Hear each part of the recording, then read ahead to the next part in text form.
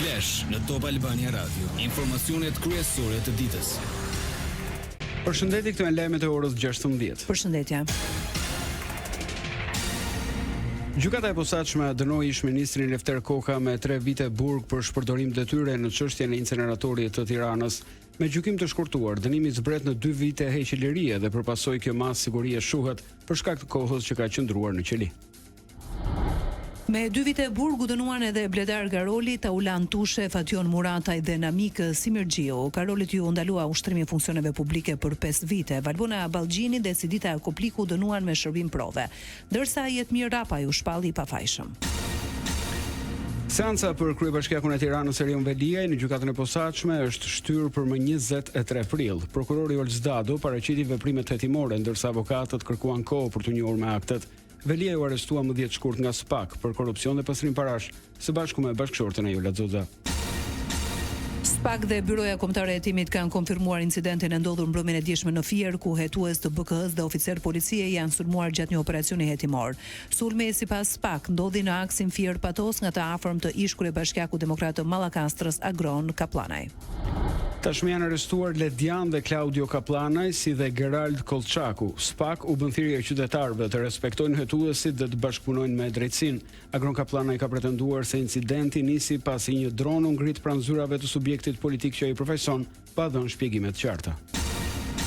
Drejtori i Ujësillësit Elbasan Luan Tabaku është paraqitur sot në prokurorinë e posaçme SPAK. Ai është thirrur si person në dieni në lidhje me një hetim për shkelje në tendera publik, ku dyshohet për përfshirje të kompanive të lidhura me të shumë kërkuarin Suel Çela. Pak ditë më parë BKH kreu kontrolle në banesën e Tabakut.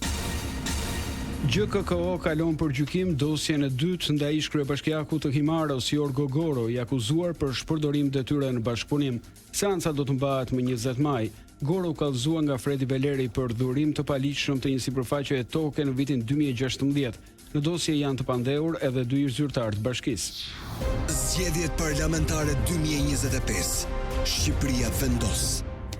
Mbi 91.000 pako me materialet zgjedhore janë dorëzuar postës për të dërguar jashtë vendit. 111.000 shqiptar kanë votuar dhe i kanë kthyer postës zarfin, duke shënuar zyrtarisht nisjen e procesit të votimit nga jashtë për zgjedhjet e 11 majit. Kreu i KQZ-s Ilirian Celibashi deklaroi se shpërndarja e fletëve të votimit për diasporën nuk do të përfundojë nesër, siç pritej, për shkak të ngarkesës. Ai shpreson që procesi të mbyllet brenda kësaj jave. Votat e rikthyer do të ruhen në Parkun Olimpik. Kryeministri Rama inspektoi sot kantierin e autostradës Elbasan-Lekaj, pjesë e korridorit të tetë. Ai tha se projekti është pjesë e programit masiv të infrastrukturës dhe me hyrje në Bashkimin Evropian 90% e mbështetjes financiare do të vijë si grant. Me hyrjen në Bashkimin Evropian, jo vetëm që mbështetja financiare rritet në mënyrë eksponenciale, marrim diçka më shumë se 1 miliard çdo vit, por shumë e rëndësishme, 90% e mbështetjes për një vend antar nuk është kredi, po është grant, do me thënë është fond solidariteti i vendeve kontribuese për vendet përfituese, siç do jetë Shqipëria. Kjo është shumë e rëndësishme. Gjithashtu, kreu socialist Rama në një tjetër takim në Zërik tha se synojnë që deri në vitin 2030 pensioni minimal të arrijë në 200 euro.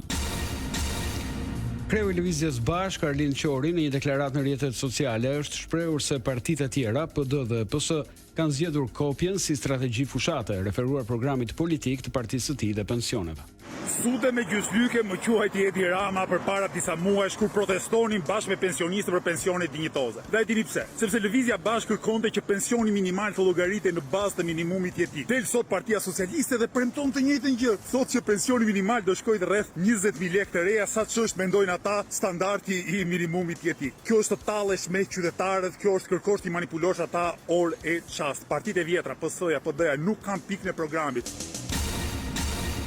Kreu i Partisë Demokratike Sali Berisha në një bashkëbisedim me përfaqësues të shoqatave të turizmit u shpreh se informaliteti ka pushtuar turizmin, duke premtuar formalizimin e këtij sektori. Angazhimi i qeveritarëve në industrinë turistike është një element tjetër jashtëzakonisht i dëmshëm. Tani kur Olta Xhaçka shkon dhe vjedh me bashkëshortin 10.000 metër katror tokë publike dhe e paraqet si tokë trashëguar të vetën. A mund të më thoni ju mua, çfarë i mbetet këtij operatori, këtij investitori që shkon dhe blen tokën 150 euro apo 100 euro metrin katror për të ndërtuar? Edi Rama vet shkon dhe merr 225.000 metër katror tokë me emrin e nënës vet dhe të vllaut. Tokë pa asnjë dokument kadastral. Berisha gjithashtu përmendi se qeveria i ka dhënë leje hoteli me 5 yje Pëllum Gjokës dhe kazino klanit të Sinaloa të kokainës duke mbytur operatorët e lishëm. Lajme nga bota. Bashkimi Evropian pritet ta shpërsojë këtë vit mekanizmin e pezullimit të vizave, duke bërë më të lehtë heqjen e regjimit pa viza për 61 vende, përfshirë ato të Ballkanit Perëndimor. Pas dialogut të parë mes institucioneve europiane, synohet që marrëveshja të arrihet deri në fund të qershorit gjatë presidencës polake. Ligjëri mund të hyjë në fuqi në fillim të vjeshtës. Shtetet e Bashkuara kanë hequr sanksionet ndaj Antal Rogan, bashkëpunëtori ngushtë i kryeministrit hungarez Viktor Orban. Departamenti i Shtetit njoftoi se masa ndëshkuese nuk përputhej më me interesat e politikës së jashtme të Shteteve të Bashkuara të Amerikës. Vendimi erdhi pas një telefonate me sekretarin amerikan të Shtetit Marco Rubio dhe homologut hungarez Peter Sciarto. Sport. Një tjetër tragjedi ka goditur futbollin shqiptar gjatë gjysmëfinales së kampionatit 9-9 mes Dajtit me Lumninesën. Lojtari 28 vjeçar Bledar Hajdari ka psuar atak kardiak në fushë. Ngjarja ndodhi në shtëpinë e futbollit dhe për fat të keq Hajdari nuk arriti të mbijetojë. Ndeshja u ndërprer më njëherë pas incidentit.